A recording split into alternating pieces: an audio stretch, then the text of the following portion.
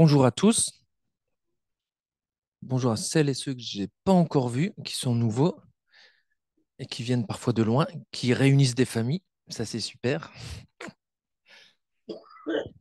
Alors, on commence, enfin voilà, on est dans la période de Noël. Merci à tous ceux aussi qui ont décoré, hein. Très joli. Ce sont les enfants qui ont participé aussi à la déco, donc c'est super.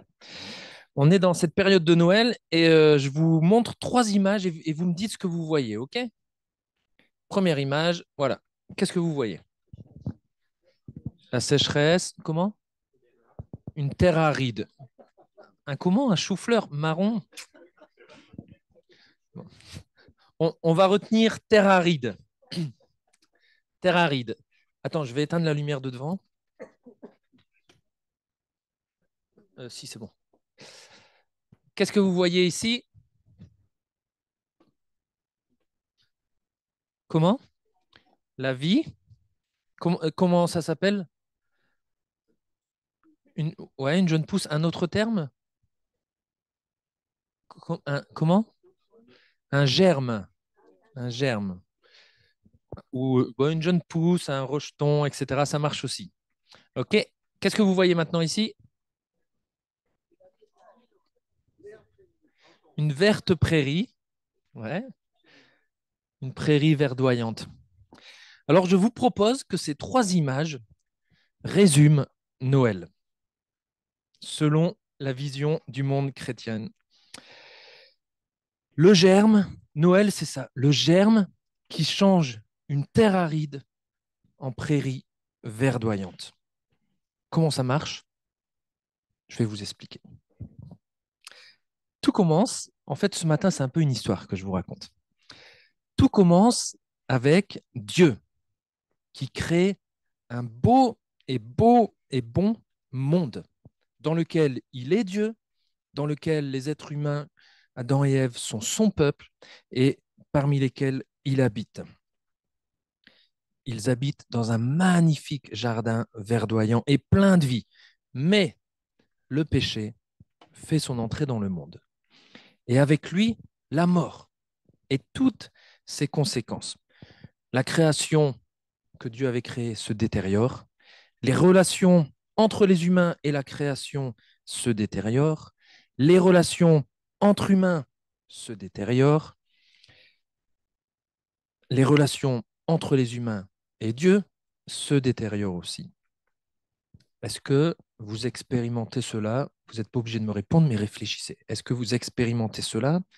Est-ce que vous le vivez en partie? Cela se manifeste par, ensuite, un premier meurtre, un fratricide. Quand vous ouvrez les actus, vous en verrez encore. Cela se manifeste par la mort de l'être humain, qui arrive de plus en plus tôt. Cela se manifeste par des hommes corrompus et qui remplissent la terre d'actes de violence. Cela se manifeste par le cœur tortueux de l'homme qui a tendance à le tirer vers le bas. Et on a chanté tout à l'heure, nos cœurs sont tortueux. Cela se manifeste par des personnes, un peuple esclave d'un autre. Cela se manifeste par un peuple qui erre dans un désert pendant 40 ans. Cela se manifeste par un peuple incrédule, infidèle à Dieu, qui murmure contre lui. Cela se manifeste par chacun qui fait ce qu'il juge bon, ce qui lui semble juste à ses propres yeux. Sexualité débridée, syncrétisme, justice aux balances faussées, guerre civile, etc., triste anarchie, spirale descendante, c'est la déconfiture, c'est la dégringolade, tout devient de pire en pire. Au lieu d'être dans le repos de Dieu, dans le pays promis par Dieu, dans le royaume promis par Dieu, cela se manifeste maintenant par un royaume qui se divise, qui se déchire en deux. Des mauvais rois ne font que se succéder dans un des royaumes, dans l'autre, ça alterne entre des bons et des méchants. Il y a des putschs, des assassinats, des complots, et puis un jour, c'est le drame. Fin du premier royaume, et puis quelques années après, fin du second royaume. Tout un peuple est déporté, exilé. C'est la pire correction que pouvait connaître le peuple que Dieu avait choisi. Dieu qui devait habiter au milieu de son peuple se retire du temple qui était prévu pour qu'il demeure là. La capitale, Jérusalem, est détruite. Il n'y a plus de nation, il n'y a plus de roi qui règne. Il reste un peuple, des personnes exilées, et il reste un désespoir total. La terre de l'histoire humaine est bien aride. Ça, c'est ce que je viens de vous raconter, un très grand résumé de l'histoire qu'on trouve dans toute la première partie de la Bible, l'Ancien Testament. Mais ça peut ressembler aussi à notre propre histoire. Tout ce que j'ai dit, cela se manifeste par, on le vit aussi parfois. Cela peut ressembler aussi à notre propre époque, notre propre vie, notre propre histoire. On retrouve la mort et ses conséquences dans chacune de nos vies. Nos relations humaines, elles ne sont pas toujours faciles. Nos relations avec Dieu, notre relation avec Dieu est soit absente, soit indifférente, soit faussée parfois. Notre terre personnelle est, à la base, elle aussi, une terre bien aride. Il y a bien longtemps, en 2008, j'avais écrit un chant et je chantais cela, je disais cela en constatant moi-même mon caractère. Je suis une terre en pleine sécheresse, tel un désert aride et sec. Je me fissure, je me disperse, je deviens dur et sur moi, n'importe qui casserait son bec. Ça, c'est ma terre aride. Alors, joyeux Noël à tous. Pourquoi raconter tout ça? C'est pas ça la magie de Noël dont on a parlé tout à l'heure. C'est pas ça la magie de Noël. Ça plombe tout là. Mais dites-moi alors, par exemple, pourquoi les lumières là sont si belles? Alors aujourd'hui, vous ne voyez pas qu'elles sont si belles, justement parce qu'il manque quelque chose. Pourquoi ces lumières sont si belles? Pourquoi elles peuvent être toutes belles? Elles brillent, mais il manque quelque chose là. Parce qu'elles sont si belles, parce que normalement, autour, si on éteint tout, si on ferme, parce qu'il règne l'obscurité autour. Et c'est pour ça que c'est si beau quand on marche dans les rues, là, chez nous, là où on est, ils ont fait des belles décos de Noël sur les arbres. Et c'est si beau parce qu'il fait noir. Parce que du coup, on ne voit que la lumière. On voit les dessins qu'ils ont voulu faire. Et ces lumières, elles sont belles parce qu'autour, il fait noir. Pourquoi un germe, une petite plante, est si belle au milieu d'une terre aride? C'est parce que la mort règne autour et là, en effet, il y a la vie qui arrive. Et c'est beau parce qu'il y a un grand contraste. Donc maintenant qu'on a posé la terre aride, posons la deuxième image, le germe. Alors j'ai dépeint à gros traits l'histoire humaine et notre propre cœur, en accentuant sur la terre qui s'assèche de plus en plus. Mais on va être réaliste quand même, tout n'est pas toujours comme ça, hein. Parce qu'en fait, dès que la mort fait son entrée dans le beau monde créé par Dieu, pour tout assécher, il y a un germe aussi qui fait son entrée. Depuis le début, on trouve ce germe, par exemple, au tout début de la Bible, troisième chapitre, où on lit, c'est Dieu qui parle, donc le Dieu créateur, je susciterai de l'hostilité entre toi, toi ici c'est le mal qui apporte la mort, je susciterai de l'hostilité entre toi et la femme, Ève, entre ta descendance, la descendance du mal, et sa descendance, la descendance d'Ève. Celle-ci, la descendance d'Ève, t'écrasera la tête, en gros te tuera, et toi, la descendance du mal, tu lui mordras le talon, tu le blesseras. Ça, c'est Genèse 3,15. Donc, au milieu de cette première grosse catastrophe humaine qui va ensuite assécher toute l'humanité, il y a déjà un germe. Un jour, les choses changeront. Il y a une espérance, quelque chose qui est planté. Et comme on apprend que ça passera par la descendance d'Ève, si vous connaissez un tout petit peu la Bible, eh ben vous verrez qu'ensuite, tous les chapitres vont faire attention à quoi? Aux descendants, à la généalogie. Quelle est la descendance d'Ève qui écrasera la tête du mal en étant lui-même blessé par le mal aussi? Alors on avance, et les regards se braquent vers Abraham, Abraham, avec lequel Dieu va faire une alliance unilatérale, c'est-à-dire que seul Dieu va s'engager dans cette alliance, ce qui va montrer que cette alliance sera infaillible. Elle ne pourra jamais être rompue. Et l'alliance de Dieu envers Abraham dit que tous les peuples de la terre seront bénis à travers Abraham. Quand vous pensez bénis, pensez à prairies verdoyantes. Ils seront bénis à travers Abraham. Et les descendants d'Abraham seront aussi nombreux que les étoiles dans le ciel. Alors là, on a le germe qui grandit. On en sait un peu plus. Ce germe, ça sera quelqu'un de la descendance d'Abraham. Sauf qu'il y a un problème. Le couple est stérile. Ça, c'est la terre aride. Le couple est stérile. Mais Dieu tient sa promesse. Et miraculeusement, le couple a un enfant. L'enfant grandit, se marie, a des enfants, mais toujours personne pour écraser la tête du mal, du serpent.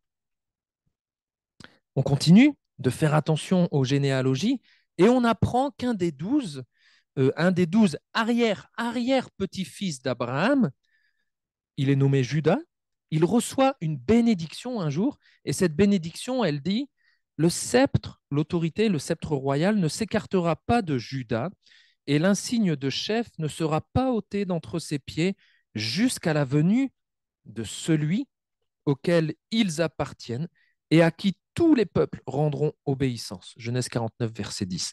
Le germe continue de grandir. Ça sera quelqu'un de la descendance de Judas. Les années passent, les descendants passent, et toujours personne de Judas pour renverser la terre aride qui, elle, s'étend de plus en plus et s'aggrave de plus en plus, comme on l'a décrit précédemment. Mais malgré les cœurs tortueux et durs du peuple, des hommes, Dieu maintient quand même son alliance. Elle est unilatérale, il maintient son alliance, il est fidèle, il fait grâce, il protège, il corrige aussi parfois pour que son dessein pour le monde tienne bon, pour que le mal soit vaincu. Et un jour, un tout jeune homme, issu de la tribu de Juda, le dernier de tous les enfants, est désigné pour devenir roi. Ça y est, on a un descendant de Juda qui va tenir le sceptre. Là, ça nous fait penser, le germe grandit. Ce roi s'appelle David. Est-ce que c'est lui, le germe tant attendu? Pas encore. Mais le germe grandit encore. Ça sera maintenant quelqu'un de la descendance de David. Des rois se succèdent après David, des conflits aussi, au point qu'un jour, il ne reste plus qu'un très très jeune enfant, un nourrisson, le seul de la lignée de David, et une femme menace, elle veut éteindre et faire disparaître toute la lignée de David, donc elle veut tuer ce jeune enfant. Sauf qu'il y a quelqu'un qui rapidement le prend, le cache pendant des années, et ensuite ce roi ressortira à l'âge de 7 ans, il sera roi de tout Israël. Donc la lignée a été protégée, mais ce jeune enfant qui a été protégé, ce n'est pas encore lui, le germe tant attendu. D'autres rois vont lui succéder. Et puis ensuite arrive le grand désespoir, évoqué précédemment. Tout le monde est déporté, la descendance de David ne règne plus. Où est le germe? Où est le germe? Dieu avait dit qu'il allait avoir quelque chose. Où est le germe? Alors tout ce que je vous raconte là, très rapidement, en fait, ça se passe sur des centaines d'années. Mais on constate durant ces centaines d'années que Dieu est sacrément fidèle pour tenir sa promesse. Et on avance. Et même bien avant que le grand désespoir, l'exil, la déportation arrive, Dieu avait déjà posé un germe des centaines d'années avant, où il avait dit, en Deutéronome, il avait dit, même si les exilés de votre peuple sont aux confins du monde, l'Éternel, votre Dieu, ira les chercher et les rassemblera pour les ramener au pays que leurs ancêtres auront possédé, et ils en retrouveront la possession. Il les y rendra plus heureux et plus nombreux que leurs ancêtres. La prairie verdoyante. L'Éternel, votre Dieu, vous circoncira le cœur et celui de vos descendants pour que vous l'aimiez de tout votre cœur et de tout votre être, et qu'ainsi vous viviez et non pas vous mouriez. Donc il y avait déjà un germe. Même si vous allez être exilé, un jour, je vous ramènerai. Et Dieu tiendra sa promesse. Même si la terre devient super aride pour l'instant, il transformera tout ça un jour. Durant la déportation, où est le germe? On se pose tous la question. C'est les prophètes qui vont nous rappeler toutes ces promesses autour du germe. Par exemple, le prophète Jérémie qui dit « Le temps vient, l'Éternel le déclare, où je vais accomplir cette promesse de bienfait que j'avais prononcée pour le royaume d'Israël et celui de Juda. En ce temps-là, à cette époque-là, je ferai naître un germe juste dans la dynastie de David, et il exercera le droit et la justice dans le pays.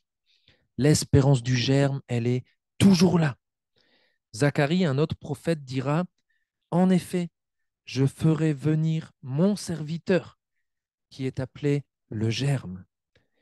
Écoute ce que déclare le Seigneur des armées célestes. Voici un homme dont le nom est Germe, et sous ses pas, tout germera.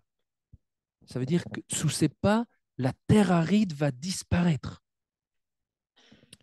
Donc on attend toujours quelqu'un, un homme qui va naître comme un germe. Et comme on attend quelqu'un qui va naître, il y a un autre prophète qui dit aussi, le prophète Ésaïe, dont on a lu tout à l'heure un petit peu quelque chose, le prophète Ésaïe dit, en ce jour-là, le germe du Seigneur deviendra beauté et gloire. C'est pourquoi le Seigneur vous donnera lui-même un signe. Voici, la jeune fille sera enceinte et elle enfantera un fils. Elle lui donnera pour nom Emmanuel, Dieu avec nous.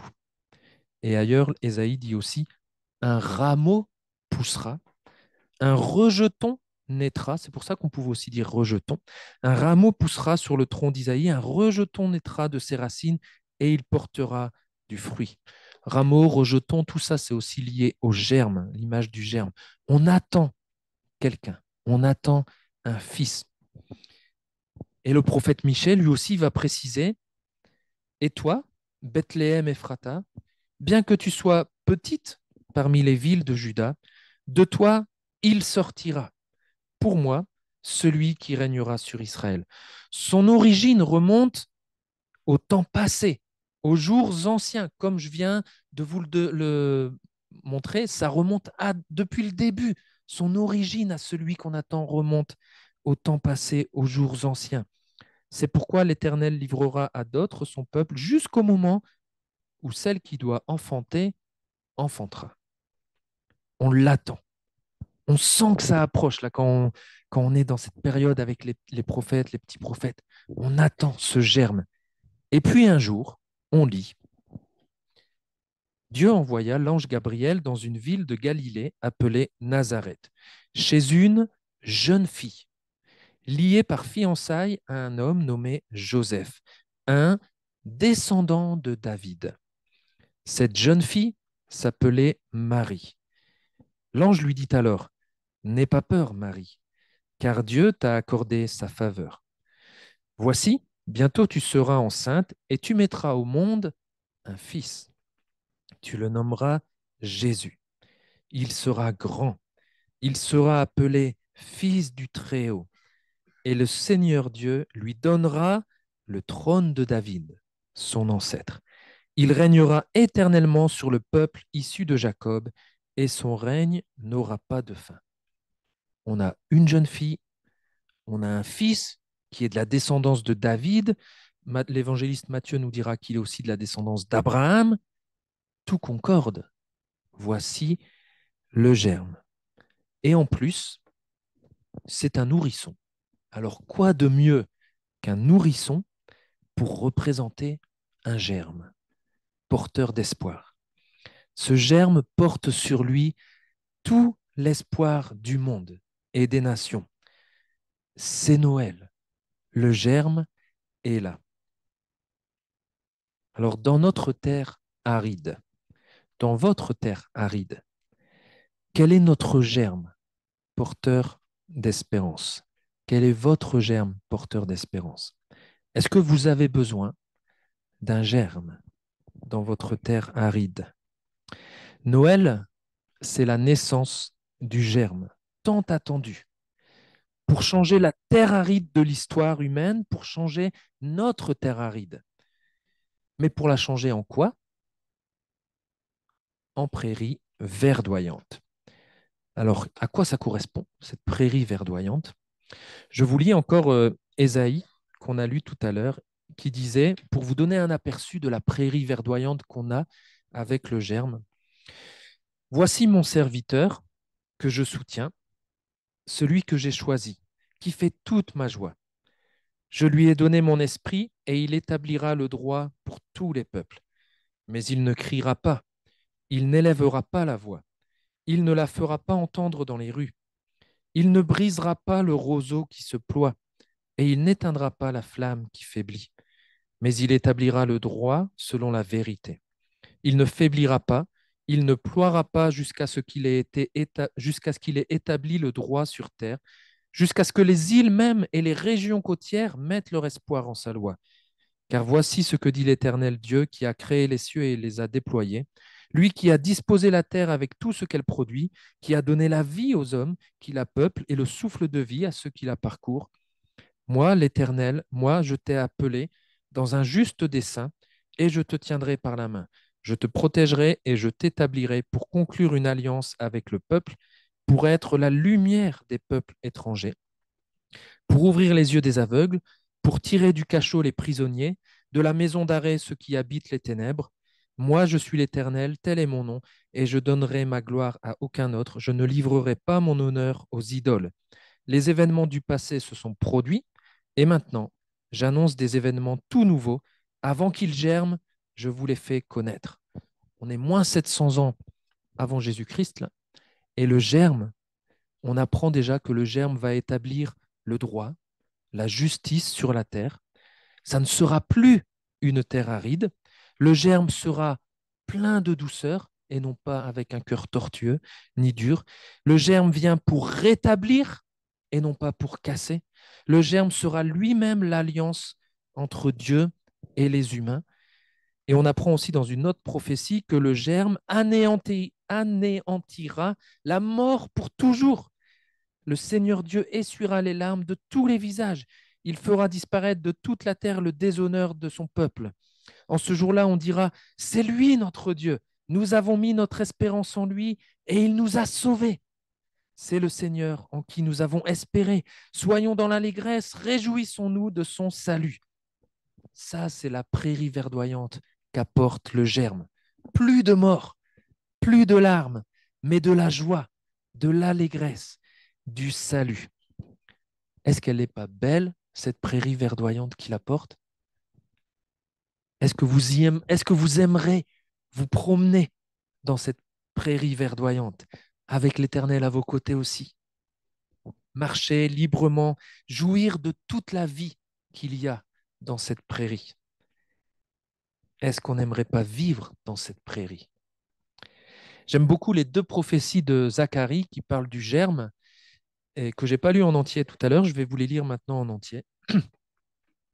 Voici un homme dont le nom est Germe, et sous ses pas, tout germera. Il bâtira le temple de l'Éternel. C'est lui qui bâtira le temple de l'Éternel. Il sera revêtu de majesté royale. Il siégera sur son trône pour gouverner. Il sera aussi prêtre sur son trône. Il y aura une pleine harmonie entre les deux fonctions, roi et prêtre. En effet, je ferai venir mon serviteur qui est appelé le Germe. En un seul jour, j'ôterai le poids de la faute que porte ce pays. Alors j'ai dit que le germe, c'était Jésus. Alors je vous propose rapidement de vérifier si Jésus accomplit tout cela. Vérifions si sous les pas de Jésus, cela germe. Vérifions s'il fait disparaître petit à petit la terre aride, s'il bâtit le temple de l'Éternel, s'il anéantit la mort pour toujours, si en un seul jour, il ôte le poids de la faute, le poids du péché. Vérifions si Jésus met en place une belle prairie verdoyante. Alors pour cela, il suffirait de lire les 4 évangiles pour constater qu'effectivement, là où Jésus passe, la terre aride trépasse. Là où Jésus passe, tout germe. Parce qu'en effet, alors je vous fais un résumé des 4 évangiles, on ne va pas les lire, parce qu'en effet, on voit que Jésus relève les faibles. que Jésus guérit les malades, que Jésus ouvre les yeux des aveugles, que Jésus libère celles et ceux qui sont prisonniers des ténèbres, du mal, que Jésus donne la vie, qu'il donne même une vie nouvelle à celles et ceux qui lui font confiance. Et à l'époque de Jésus, les gens attendaient le germe, ils attendaient tous le germe. Et à l'époque où ce germe est né, il y avait une personne notamment qui s'appelait Jean-Baptiste qui attendait ce germe. Et à un moment de sa vie, lui était en prison, il s'est posé la question et il a posé du coup la question à Jésus. Il lui a demandé, es-tu celui qui devait venir ou bien devons-nous en attendre un autre? On pourrait paraphraser, es-tu le germe qui devait venir ou est-ce qu'on doit attendre un autre germe? Et voilà comment Jésus lui répond. Jésus répondit, retournez auprès de Jean, parce que Jean avait envoyé des disciples, parce que lui, il était en prison. Retournez auprès de Jean et racontez-lui ce que vous entendez et ce que vous voyez. Les aveugles voient, les paralysés marchent normalement, les lépreux sont purifiés, les sourds entendent, les morts ressuscitent, la bonne nouvelle est annoncée aux pauvres. Autrement dit, là où Jésus passe, la terre aride trépasse, là où le germe passe, tout germe. Donc oui, Jésus est le germe tant attendu. Est-ce que Jésus, en tant que germe, bâtit le temple de l'Éternel, comme les prophéties l'annonçaient? Jésus répond aussi lui-même à ça. Il dit à un moment, et moi, je te déclare, à Pierre, il parle à Pierre, l'apôtre Pierre, tu es Pierre, et sur cette pierre, je bâtirai mon église, contre laquelle la mort elle-même ne pourra rien. Alors, si vous faites attention aux mots, vous me direz, oui, mais là, c'est écrit, il bâtira son église, pas le temple de l'Éternel. C'est vrai. Mais Pierre le dira après, Pierre à qui Jésus parlait, il parlera de l'église, de nous, en disant que nous formons, parce que nous sommes des pierres vivantes, il dira que nous formons un temple spirituel constitué de pierres vivantes. L'église, c'est donc le temple de l'Éternel. Donc oui, Jésus, en tant que germe, bâtit l'église. Il bâtit le temple de l'Éternel. C'est un temple au milieu duquel Dieu habite lui-même, puisque la pierre centrale, la pierre d'angle de ce temple, c'est Jésus. Donc au centre de cet temple, il y a Dieu. C'est un temple où Dieu habite lui-même, puisque Jésus est Emmanuel, Dieu avec nous. C'est un temple au milieu duquel Dieu habite, puisque Jésus a dit, je suis avec vous tous les jours jusqu'à la fin du monde. Donc Jésus bâtit le temple de l'Éternel. Qu'en est-il alors de la mort que le germe devait anéantir pour toujours? Si vous lisez les évangiles, vous verrez que Jésus ressuscite quelques personnes. Il ressuscite une petite fille de 12 ans, le fils d'une veuve, son ami Lazare, entre autres. Donc on constate déjà que pour Jésus, la mort, c'est rien de plus que le sommeil, en fait. Il les réveille même, c'est écrit. Mais la résurrection qui a... mais la résurrection qui anéantit réellement la mort, qui anéantit la puissance de la mort, c'est la propre résurrection de Jésus. Parce que toutes les précédentes résurrections, c'était des résurrections, on va dire, temporelles. Les gens sont malheureusement remords après. Mais la résurrection de Jésus, ils sont remords, ouais. Non? Mais la résurrection de Jésus, c'est une résurrection éternelle. Et elle annonce notre propre résurrection éternelle. Et c'est pour ça que l'apôtre Paul dira, lorsque ce corps corruptible aura revêtu l'incorruptibilité et que ce corps mortel aura revêtu l'immortalité, alors se trouvera réalisée cette parole de l'Écriture, la victoire totale sur la mort a été remportée. Ô mort, qu'est devenue ta victoire? Ô mort, où est ton dard? Le dard de la mort, c'est le péché, et le péché tire sa force de la loi. Donc oui, Jésus a bien anéanti la puissance de la mort, et nous le vivrons lors de notre propre résurrection. Et qu'en est-il alors du dernier point qui était annoncé dans les prophéties, le fait que le germe euh, enlève le poids de la faute en un seul jour, le poids du péché en un seul jour. Là, quand on lit les évangiles, on voit que l'ange, quand il annonce la naissance de Jésus à Joseph, il lui dit, Marie donnera naissance à un fils, tu l'appelleras Jésus. C'est lui, en effet, qui sauvera son peuple de ses péchés. Donc déjà, c'est en bonne voie. Jésus lui-même dira plus tard, venez à moi, vous tous qui êtes accablés sous le poids d'un lourd fardeau. Donc ce poids, il est toujours là, le poids de la faute. On est accablé sous le poids d'un lourd fardeau. Et Jésus dit, venez à moi et je vous donnerai du repos. Jésus va enlever le poids d'un lourd fardeau qui nous accable et peut-être qui vous accable aussi ce matin encore. Et l'auteur de la lettre aux Hébreux va expliquer que cela s'est produit lorsque Jésus s'est offert lui-même comme sacrifice pour ôter le péché du monde. Et Patrick, tout à l'heure, a lu une prophétie d'Ésaïe qui disait ça aussi. Il a pris sur lui le poids de nos fautes, etc. Il l'a pris sur lui, il l'a ôté. Il l'a fait en mourant sur la croix pour chacun d'entre nous. Et cela s'est produit effectivement en un seul jour. Et grâce à Jésus, Dieu peut dire ensuite, je ne me souviendrai plus jamais de leurs péchés ni de leurs désordres. Ça, c'est ce qu'on trouve dans Hébreux 10, versets 11 à 18. C'est merveilleux. Jésus coche absolument toutes les cases. Jésus est le germe tant attendu qui nous donne l'espérance d'une magnifique prairie verdoyante. Est-ce que vous attendez les cadeaux de Noël? Plus, bon, il n'y a pas les enfants, les adultes. Souvent, quand on attend les cadeaux de Noël, parfois on a une attente qui est trompée par les cadeaux de Noël. On a ça en nous, c'est un germe, on attend quelque chose, on attend les cadeaux de Noël, on a envie de vivre une grande joie, une grande nouvelle parce qu'on va avoir le cadeau qu'on espérait, et puis on l'ouvre et puis, ah ok, ben, merci, c'est gentil, c'est joli. Mais avec Jésus, comme germe pour cadeau de Noël, il n'y a pas de faux espoir. Il peut et il veut transformer notre terre aride, toute terre aride, en prairie verdoyante.